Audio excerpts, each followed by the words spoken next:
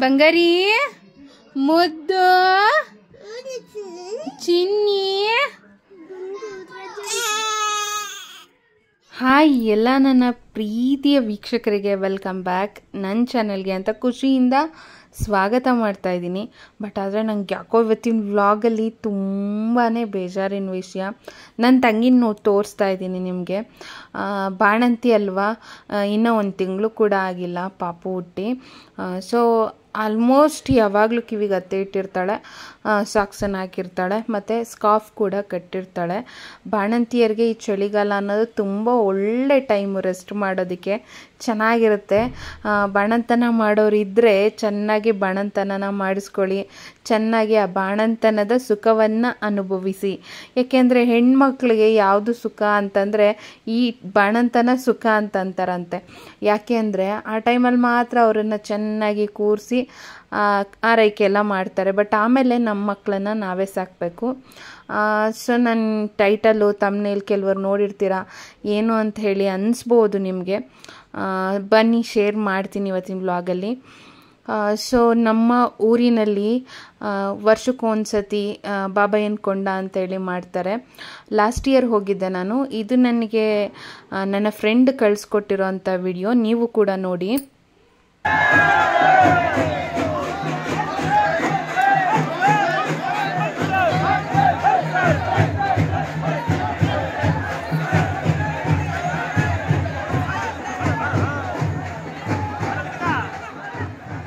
ಬಹಳ ಹಿಂದಿನಿಂದ ಬಾಬಯ್ಯನ ಕೊಂಡನ ಮಾಡ್ತಾರೆ ನೋಡಿ. ನಮ್ಮ ಮಾಮನ ಮೇಲೂ ಕೂಡ ಇಲ್ಲಿ ದೇವ್ರು ಬರುತ್ತೆ, ಅವರು ಕೂಡ ಕೆಂಡ ತುಳ್ಕೊಂಡು ಹೋದ್ರಲ್ಲ.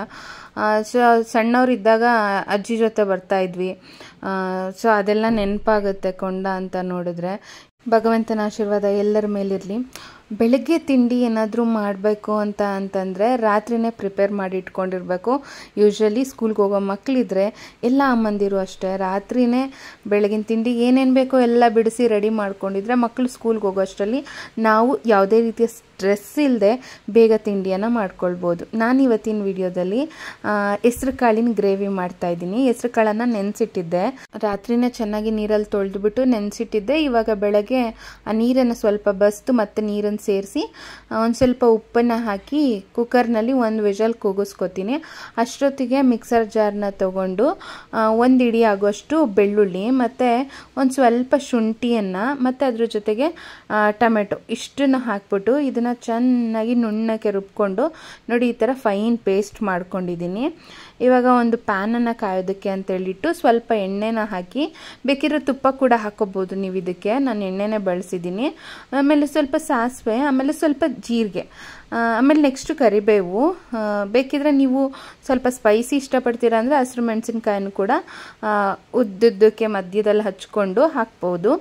ಆಮೇಲೆ ಈಗ ನಾನು ಹಸಿರು ಮೆಣಸಿನ್ಕಾಯಿ ಹಾಕಿಲ್ಲ, ಮಕ್ಕಳಿಗೆ ಜಾಸ್ತಿ ಖಾರ ಆಗಿಬಿಡುತ್ತೆ ಅಂಥೇಳಿ.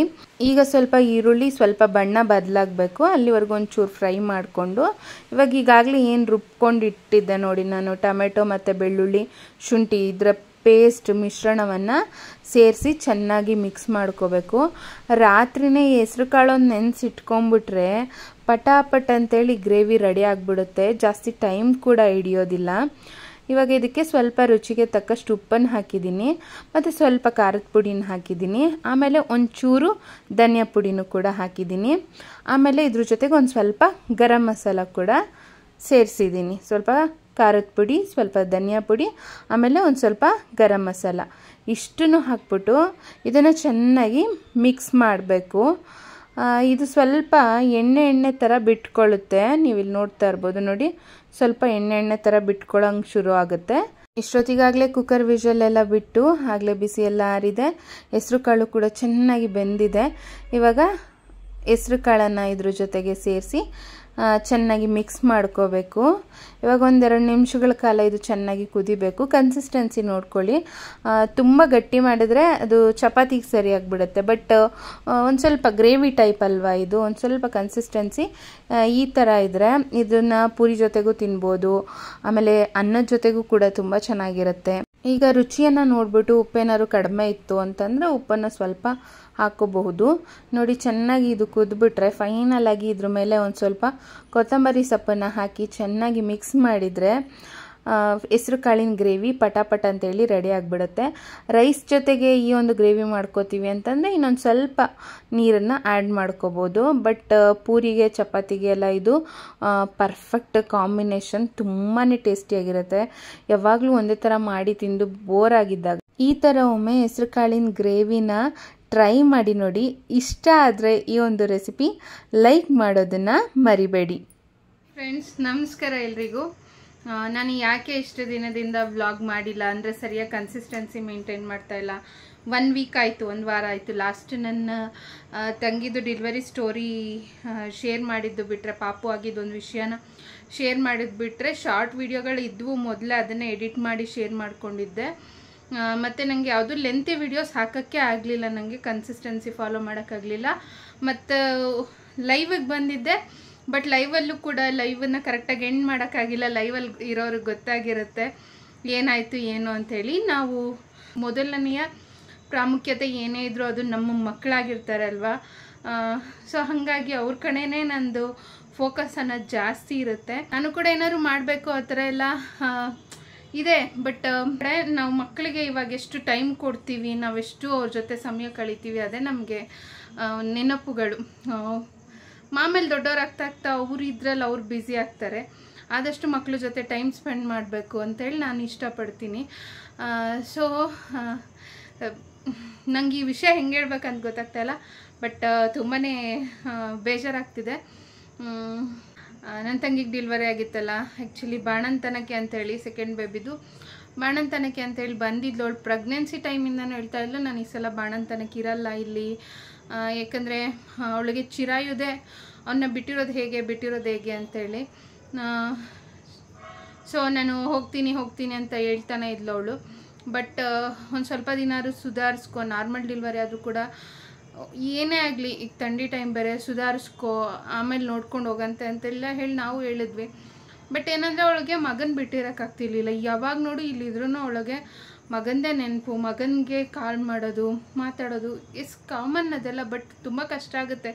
2ನೇ ಮಗು ಆದಮೇಲೆ 1ನೇ ಮಗುನ ಬಿಟ್ಟಿರೋದು ಎಷ್ಟೋ ಜನ ಅಮ್ಮಂದಿರು ಮಿಸ್ ಮಾಡ್ಕೊಳ್ತಾ ಇರ್ತಾರೆ. ನಾನು ಹೋಗ್ತೀನಿ ಅಂತಲೇ ಹೇಳ್ತಾ ಇಲ್ಲ ಅವಳು. ನಾವು ಹೇಳೋಷ್ಟು ಹೇಳಿದ್ವಿ, ಬಟ್ ಅವಳಿಗೆ ಅಲ್ಲೇ ಹೋಗ್ಬೇಕು ಅಂತಂದ್ಲು. ಹಾಗಂದ್ರೆ ಏನಕ್ಕ ನೀವು ಹೇಳೋದು, ಅವ್ರು ಹೋಗ್ತೀವಿ ಅಂದಿದ ತಕ್ಷಣ ನೀವು ಕಳಿಸ್ಬಿಟ್ರ ಅಂತ ಕೆಲವರು ಕೇಳ್ಬೋದು, ನಿಮ್ಮ ಪೇರೆಂಟ್ಸ್ ಒಪ್ಕೊಂಡ್ರಾ ಅಂತೇಳಿ. ಅಮ್ಮನಿಗೆ ಯಾಕೆ ಧೈರ್ಯ ಬಂತು ಅಥವಾ ನಮ್ಮ ಫ್ಯಾಮಿಲಿಗೆ ಯಾಕೆ ಧೈರ್ಯ ಅಂತಂದರೆ, ಅವಳಿಗೆ ಮನೇಲಿ ಹೆಲ್ಪಿಗೆ ಅಂದರೆ ಒಂದು ಸಪೋರ್ಟಿಗೆ ಅವರ ಅತ್ತೆ ಕೂಡ ಇದ್ದಾರೆ. ಮತ್ತು ನಮ್ಮ ಅಣ್ಣ, ನನ್ನ ತಂಗಿಯವರ ಹಸ್ಬೆಂಡ್ ಕೂಡ, ಅವರು ಕೂಡ ಸಪೋರ್ಟಿವ್ ಆಗಿದ್ದಾರೆ. ಸೊ ಅವ್ರು ನೋಡ್ಕೋತಾರೆ. ಅವರು ಕೂಡ ಬಂದ್ಬಿಡು ನೀನು ಇಲ್ಲೇ ರೆಸ್ಟ್ ಮಾಡಂತೆ, ಅಲ್ಲಿದ್ರೂ ರೆಸ್ಟ್ ಮಾಡೋದು ಇಲ್ಲಿದ್ರೂ ರೆಸ್ಟ್ ಮಾಡೋದು ಅಂತ ಹೇಳಿ ಅವರು ಕೂಡ ಹೇಳ್ತಾಯಿದ್ರು. ಸೊ ಅವಳು ಫೈನಲಾಗಿ ಅವಳು ಇಲ್ಲ ನಾನು ಹೊರಡ್ತೀನಿ, ನಾನು ಹೋಗಲೇಬೇಕು, ಅವಳ ಮಗನ ತುಂಬಾ ಮಿಸ್ ಮಾಡ್ತಾಯಿದ್ಲು ಚಿರಾಯುನ. ಹಾಗಾಗಿ ನೋಡಿ ಈ ಸಲ 2ನೇ ಮಗು ಡೆಲಿವರಿಗೆ ಅಂತ ಬಂದ ಮೇಲೆ ಒಂದು 20 days ಅಷ್ಟೇ ಇದ್ದಿದ್ದು ಇಲ್ಲಿ. ಅದರಲ್ಲಿ 1 ವೀಕ್ ಹಾಸ್ಪಿಟಲಲ್ಲೇ ಇದ್ದರು. ಈಗ ಚಿರಾಯಿ ಸ್ಕೂಲ್ಗೆ ಹೋಗ್ತಾ ಇದ್ದಾನಲ್ವ, 2nd ಸ್ಟ್ಯಾಂಡರ್ಡ್, 2ನೇ ಕ್ಲಾಸ್ ಅವನು. 2nd ಸ್ಟ್ಯಾಂಡರ್ಡಲ್ಲಿ ಓದ್ತಾ ಇರೋದು, ವರಿ ಮಾಡೋಷ್ಟಿಲ್ಲ, ಬಿಡು ಹೋಗಲಿ, ಹೋಮ್ವರ್ಕ್ ಎಲ್ಲ ಮಾಡಿಲ್ಲ ಅಂದರೆ ಯಾಕೆ ವರಿ ಮಾಡ್ತೀಯಾ, ಇನ್ನೂ ಸಣ್ಣವನಲ್ವ ಅಂತ ಹೇಳಿದ್ರು ಕೂಡ ಅವಳಿಗೆ ಮಗನ ತುಂಬ ಮಿಸ್ ಮಾಡ್ತಾಯಿದ್ಲು. ಅವಳಿಗೆ ಮಗನದೇ ಚಿಂತೆ ಆಗಿತ್ತು. ಅವಳು ಇಲ್ಲಿ ಇದ್ದರೂ ಕೂಡ ಅವಳಿಗೆ ಜ್ಞಾನ ಎಲ್ಲ ಅಲ್ಲೇ ಮಗನ ಮೇಲೆ. ಸೊ ಹಾಗಾಗಿ ಅಲ್ಲೂ ಕೂಡ ನೋಡ್ಕೋತಾರೆ, ರೆಸ್ಟ್ ಮಾಡ್ತಾಳೆ ಅಂಥೇಳಿ ಸರಿ ಹೋಗ್ತೀನಿ ಅಂತಂದ್ಲಲ್ವ, ಕಳಿಸ್ಕೊಟ್ವಿ.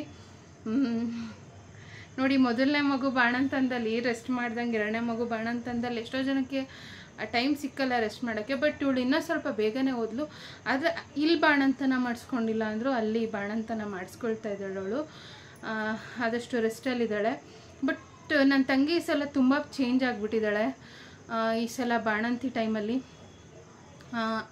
ಅಂದರೆ 2nd ಬೇಬಿ ಆದಮೇಲೆ ನಾನು ಕೂಡ ಸ್ವಲ್ಪ ಬದಲಾದೆ. 2ನೇ ಮಗು ಆದಮೇಲೆ ಆ ಬದಲಾವಣೆನ ನನ್ನ ತಂಗಿಲಿ ಇನ್ನಷ್ಟು ಜಾಸ್ತಿ ಕಂಡೆ ನಾನು. ಏನಂದರೆ ಗುರುಗಳ ಹತ್ರ ಮಾತಾಡಿ ಅವ್ರ ಬ್ಲೆಸ್ಸಿಂಗ್ ಎಲ್ಲ ತೊಗೊಂಡು, ಆಮೇಲೆ ಅವಳು ಡೆಲಿವರಿ ಟೈಮಲ್ಲೂ ಕೂಡ ಅಷ್ಟೇ ಗುರುಗಳ ಬ್ಲೆಸ್ಸಿಂಗ್ ತುಂಬ ಚೆನ್ನಾಗಿತ್ತು. ಒಂದು ನಿಮಿಷ ಅನ್ನಕ್ಕೆ ಇಟ್ಟಿದ್ದೀನಿ, ಆಫ್ ಮಾಡಿ ಬರ್ತೀನಿ. ಸೊ 2nd ಬೇಬಿ ಆದಮೇಲೆ ತುಂಬ ಜವಾಬ್ದಾರಿ, ನನ್ನ ಮಗು, ನನ್ನ ಮಕ್ಕಳು, ಆ ಕೇರಿಂಗ್ ಆಗಿರ್ಬೋದು, ಮಗು ನೋಡ್ಕೊಳ್ಳೋದಾಗಿರ್ಬೋದು, ಸಿಕ್ಕಾಪಟ್ಟೆ ಅದು ರೆಸ್ಪಾನ್ಸಿಬಿಲಿಟಿ ಅನ್ನೋದೊಳಗೆ ತುಂಬಾ ಬಂದಿತ್ತು, ಎದ್ದು ಕಾಣ್ತಾ ಇತ್ತು. ಅವಳು ಡೆಲಿವರಿ ಟೈಮಲ್ಲಿ ಆಗಿರಲಿ, ಮತ್ತು ಅವಳು ಹೋಗೋವಾಗಲೂ ಕೂಡ ಗುರುಗಳ ಹತ್ರ ಬ್ಲೆಸ್ಸಿಂಗನ್ನು ತೊಗೊಂಡು ನಂತರ ಹೊರಟ್ಲು ಅವಳು. ಸೊ ತುಂಬಾ ಪಾಸಿಟಿವ್ ಆಗಿದ್ದಾಳೆ, ತುಂಬ ಸ್ಟ್ರಾಂಗ್ ಆಗಿದ್ದಾಳೆ, ಮೈಂಡ್ಸೆಟ್ ತುಂಬ ಸ್ಟ್ರಾಂಗ್ ಆಗಿ ಇಟ್ಕೊಂಡಿದ್ದಾಳೆ. ಗುರುಗಳು ಕೂಡ ಒಂದಷ್ಟು ಟಿಪ್ಸ್ಗಳನ್ನು ನೀಡಿದ್ರು ಅವಳಿಗೆ. ಹೊರಡ್ತಾ ಇದ್ದೀನಿ ಅಂದರೆ ಹೀಗೆ ಬಾಣಂತನಲ್ಲ ಅಲ್ಲೇ ಮಾಡಿಸ್ಕೊತೀನಿ, ಹೊರಡ್ತೀನಿ ಅಂತಂದಿದ್ದಕ್ಕೆ ಅವರು ಕೂಡ ಒಂದಷ್ಟು ವಿಷಯಗಳನ್ನ ತಿಳಿಸ್ಕೊಟ್ರು. ನನ್ನ ತಂಗಿಲಾಗಿರೋ ಬದಲಾವಣೆ ನೋಡಿ ನನಗೆ ಖುಷಿ ಪಡಬೇಕಾ, ಇಷ್ಟೊಂದು ಚೇಂಜ್ ಆಗಿದ್ದಾಳೆ. ನಾನು ಅದು ನೋಡಿ ಬಂದ್ಬಿಡುತ್ತೆ ಆ ತಾಯಿ ಆದವಳಿಗೆ, ನಾನು ನನ್ನ ಮಕ್ಕಳು ಅಂತೇಳಿ ಬಂದ್ಬಿಡುತ್ತೆ ಅದು. ಫಸ್ಟ್ ಬೇಬಿಗಿಂತ ಸೆಕೆಂಡ್ ಬೇಬಿ ಆದಮೇಲೆ ಇನ್ನಷ್ಟು ಬದಲಾವಣೆ, ತುಂಬಾ ಶಾಕ್ ಆಯಿತು. ಆ್ಯಂಡ್ ಇನ್ನೊಂದು ವಿಷಯ ಹೇಳಬೇಕು ನಾನು, ಅವಳು ಹೋಗಿದ್ದೆಲ್ಲೋ ಒಂದು ಕಡೆ ಅವತ್ತು ಹಿಂದಿನ ದಿನ ರಾತ್ರಿ 11 ಗಂಟೆವರೆಗೂ ಚಾಟ್ ಮಾಡಿದ್ದೀವಿ ನಾನು ಅವಳು. ನನಗೆ ಯಾಕೋ ತುಂಬ ಅಳು ಬರ್ತಾಯಿತ್ತು. ಏನೇ ಆಗಲಿ ಹಿಂಗೆ ಹೋಗಿದ ತಕ್ಷಣ ಅಲ್ಲಿ ರೂಮಲ್ಲಿ ತಾಯಿ ಮಗು ಕಾಣಿಸ್ತಾಯಿದ್ರು, ಇನ್ನು ಕಾಣಿಸಲ್ಲ, ಮಿಸ್ ಮಾಡ್ಕೋತೀವ ಫೀಲು ಆಗಿರ್ಬೋದು. ಮಗಳು ಮನೆಗಲ್ಲ ಅಂತ ಯಾವುದೋ ಹಾಡಲ್ಲಿ ಕೇಳಿದ ಜ್ಞಾಪಕ. ಯಾವತ್ತಿದ್ರೂ ನೋಡಿ ಅದು ಬಂದ್ಬಿಡುತ್ತೆ, ಅವ್ರವರಿಗೆ ಜವಾಬ್ದಾರಿ ಅವ್ರವ್ರದ್ದೇ ಇದು ಬಂದ್ಬಿಡುತ್ತೆ. ಅದು ತಪ್ಪಂತ ಹೇಳೋಕ್ಕಾಗಲ್ಲ, ಅದು ಅವಳ ಒಂದು ಹೆಣ್ಣಿನ ಒಂದು ಕರ್ತವ್ಯ. ಅದು ತನ್ನ ಸಂಸಾರದ ಕಡೆ, ತನ್ನ ಗಂಡ, ತನ್ನ ಮಕ್ಕಳು, ಆ ಮಕ್ಕಳಂತ ಆದಮೇಲೆ ಅದು ಇನ್ನಷ್ಟು ಆ ತಾಯ್ತನದ ಜವಾಬ್ದಾರಿ. ಆಮೇಲೆ ಹೋಗೋವಾಗ ಅಳ್ತಾ ಇದ್ಲು ಅವಳು. ಆ್ಯಕ್ಚುಲಿ ನೀನೇ ನನ್ನ ಅಳಿಸ್ಬಿಡ್ತೀಯ, ನಾನು ಸ್ಟ್ರಾಂಗ್ ಆಗಿರ್ತೀನಿ, ಏನು 1 ಅವರು ಅಲ್ಲಿಂದ ಇಲ್ಲಿಗೆ ಬರೋದು, 1 ಅವರಲ್ಲಿ ಬಂದ್ಬಿಡ್ಬೋದು ಮನ್ಸು ಮಾಡಿದರೆ, ಇದಕ್ಕೆಲ್ಲ ನೀನು ಫೀಲ್ ಆಗಿಬಿಡ್ತೀಯ, ನನಗೂ ಅಳಿಸ್ಬಿಡ್ತೀಯ ಅಂತ ಹೇಳಿ ಅಂದ್ಬಿಟ್ಟು ಹೋದ್ಲು. ಸೊ ಎಲ್ಲೋ ಒಂದು ಕಡೆ ಎಲ್ಲ ಹೆಣ್ಮಕ್ಳು ಅಷ್ಟೇ ಅವ್ರ ಲೈಫಲ್ಲಿ ಈ ಥರ ಸಿಚುವೇಶನ್ಸ್ನ ಫೇಸ್ ಮಾಡಲೇಬೇಕು, ಧೈರ್ಯವಾಗಿದ್ದುಕೊಂಡು. ಬಟ್ ಆ ಧೈರ್ಯ, ಮನೋಬಲ ಇಟ್ಕೊಬೇಕು. ಮೈಂಡ್ಸೆಟ್ ನಮ್ಮ ಗುರುಗಳು ಹೇಳ್ತಾ ಇರ್ತಾರೆ ಯಾವತ್ತೂ ಕೂಡ ಮನೋಬಲ, ಮೈಂಡ್ಸೆಟ್, ಮೆಂಟಲಿ ಸ್ಟ್ರಾಂಗ್ ಆಗಿರಬೇಕು. ಸೊ ಅದು ಪಾಸಿಟಿವ್ ಆಗಿದ್ದರೆ, ಸ್ಟ್ರಾಂಗ್ ಆಗಿದ್ದರೆ, yes we can do anything ಅಂತ ಹೇಳ್ತಿರ್ತಾರೆ ನಮ್ಮ ಗುರುಗಳು. ಹಾಗೆ ನನ್ನ ತಂಗಿ ಕೂಡ ತುಂಬಾ ಚೇಂಜ್ ಆಗಿದ್ದಾಳೆ ಸೆಕೆಂಡ್ ಬೇಬಿ ಆದಮೇಲೆ. ನೋಡಿ ಪಾಪ ಅದು ತವ್ರ ಮನೇಲಿ ಬಾಣಂತನ ಅಂತೇಳಿ ಒಂದು 20 ದಿನ ಅಷ್ಟೇ ಇರೋಕ್ಕಾಗಿದ್ದು, ಇವಾಗ ಅಲ್ಲೇ ಬಾಣಂತನ ಮಾಡ್ಕೊಳ್ತಾ ಇದ್ದಾಳೆ. ಪಾಪುನ ಚೆನ್ನಾಗಿ ಕೇರ್ ಮಾಡ್ತಾಳೆ. ಚೆನ್ನಾಗಿರಲಿ ತಾಯಿ ಮಗು ಅಂತೇಳಿ ಪಾಪು ಮಿಸ್ ಮಾಡ್ತಾಯಿದ್ದೀವಿ ನನ್ನ ತಂಗಿನ ಮಗುನ. ದಿನಕ್ಕೊಂದು ಸತಿ ವಿಡಿಯೋ ಕಾಲ್ ಮಾಡಿ ಮಾತಾಡ್ತಾಳೆ. ಬಟ್ ಆದರೂ ಕೂಡ ನಾವು ಮಿಸ್ ಮಾಡ್ತಾಯಿದ್ದೀವಿ. ಚೆನ್ನಾಗಿರಲಿ ಅಂತೇಳಿ ನಾವು ಅದನ್ನೇ ವಿಶ್ ಮಾಡ್ತೀವಿ. ನೀವೆಲ್ಲ ಪ್ರೀತಿಯಿಂದ ವಿಶ್ ಮಾಡಿದ್ರಿ, ಚೆನ್ನಾಗಿರಲಿ ಪಾಪು ಅಂಥೇಳಿ. ತಾಯಿ ಮಗು ಇಬ್ಬರೂ ಚೆನ್ನಾಗಿದ್ದಾರೆ, ಮುಂದೆ ಕೂಡ ಚೆನ್ನಾಗಿರಲಿ, ಅದನ್ನೇ ವಿಶ್ ಮಾಡ್ತೀವಿ. ನೋಡಿ ಎಷ್ಟೋ ಜನ ನಮ್ಮ ಬಾಣಂತನ ಇಲ್ಲಕ್ಕ, ನಾವು ಬಾಣಂತನ ಮಾಡಿಸ್ಕೊಂಡಿಲ್ಲ, ನಮ್ಗೆ ಆರೈಕೆ ಮಾಡೋರಿಲ್ಲ ಅಂತ ಹೇಳ್ತೀರಾ. ಕೆಲವ್ರಿಗೆ ಇದ್ದು ಕೂಡ ಬಾಣಂತನ ಮಾಡಿಸ್ಕೊಳಕ್ಕಾಗಲ್ಲ. ಆ ಥರ ಸಿಚುಯೇಷನ್ಸು, ಪರಿಸ್ಥಿತಿಗಳು ಎಷ್ಟೋ ಜನ ಹೆಣ್ಮಕ್ಳು ಜೀವನದಲ್ಲಿ, ಲೈಫಲ್ಲಿ ಬಂದ್ಬಿಡುತ್ತೆ. ಬಟ್ ಏನಾದರೂ ಕೂಡ ಮೆಂಟಲಿ, ಸೊ ಮನೋಬಲ ಅನ್ನೋದು ಚೆನ್ನಾಗಿದ್ರೆ, ಸ್ಟ್ರಾಂಗ್ ಆಗಿದ್ರೆ ನಾವು ಫೇಸ್ ಮಾಡ್ಕೊಂಡು ನಾವು ಮುಂದೆ ಹೋಗ್ತಾ ಇರ್ಬೋದು. ಹೇಳಿದ್ನಲ್ವಾ ಡೆಲಿವರಿ ಸ್ಟೋರಿ ಹೇಳಿದ್ದೆ. ಬಟ್ ಈ ಥರ ಉಳೋದ್ಮೇಲೆ ಸ್ವಲ್ಪ ನನಗೆ ಯಾಕೋ ಮನೆ ಸ್ವಲ್ಪ ಖಾಲಿ ಅನಿಸ್ತು. 1-2 ದಿನ ವಿಡಿಯೋ ಮಾಡೋಕ್ಕೂ ಮನಸ್ಸಾಗಲಿಲ್ಲ, ಸ್ವಲ್ಪ ಮಿಸ್ ಮಾಡೋ ಫೀಲು. ಈ ಥರ ಎಲ್ಲ ವಾತಾವರಣ ಎಲ್ಲೋ ಒಂದು ಕಡೆ ಏನೋ ಮಿಸ್ಸಿಂಗ್ ಫೀಲ್ ಆಗ್ತಾಯಿತ್ತು ನನಗೆ. ಅವಳಿಗೂ ಕೂಡ ಅಷ್ಟೇ ಆಗಿರುತ್ತೆ. ಬಟ್ ಏನೇ ಆದರೂ ಕೂಡ ಸ್ಟ್ರಾಂಗ್ ಆಗಿರ್ಬೇಕು ಹೆಣ್ಮಕ್ಳು. ಸ್ಟ್ರಾಂಗ್ ಆಗಿರಿ ಅಂತ ಹೇಳ್ತೀನಿ ಅಂತಂದರೆ ಏನೋ ನಾವು ಬರೀ ಫಿಸಿಕಲಿ, ದೈಹಿಕವಾಗಿ ಸ್ಟ್ರಾಂಗ್ ಆಗಿರೋದಲ್ಲ, ಮೆಂಟಲಿ ಕೂಡ ಸ್ಟ್ರಾಂಗ್ ಆಗಿರಬೇಕು. ಮತ್ತು ನಾನು ಈ ಎಲ್ಲ ಕಾರಣಗಳಿಂದಾಗಿ ನಾನು ಕಂಟಿನ್ಯೂ ಆಗಿ ವಿಡಿಯೋಸ್ ಹಾಕೋಕ್ಕಾಗಲಿಲ್ಲ. ಇನ್ಮೇಲೆ ಅಟ್ಲೀಸ್ಟ್ ದಿನ ಬಿಟ್ಟು ದಿನ ವಿಡಿಯೋಗಳನ್ನ ಹಾಕ್ತೀನಿ. ನೆಕ್ಸ್ಟು ಒಂದಷ್ಟು ಶಾಪಿಂಗ್, ಮನೆಗೆ ಯೂಸ್ ಆಗೋವಂಥ ವಸ್ತುಗಳನ್ನ ತೊಗೊಂಡಿದ್ದೀನಿ. ಸೊ ಆ ವಿಡಿಯೋನ ಶೇರ್ ಮಾಡ್ತೀನಿ. ನನ್ನ ಮುಂಬರುವ ವಿಡಿಯೋಗಳನ್ನ ನೋಡಬೇಕು ಅಂದರೆ ಚಾನಲನ್ನು ಸಬ್ಸ್ಕ್ರೈಬ್ ಮಾಡ್ಕೊಳ್ಳಿ, ಆಲ್ ಅಂತ ಸೆಲೆಕ್ಟ್ ಮಾಡ್ಕೊಳ್ಳಿ. ಮತ್ತು ವಿಡಿಯೋ ಇಷ್ಟ ಆಗಿದರೆ ಲೈಕ್ ಕೊಡಿ.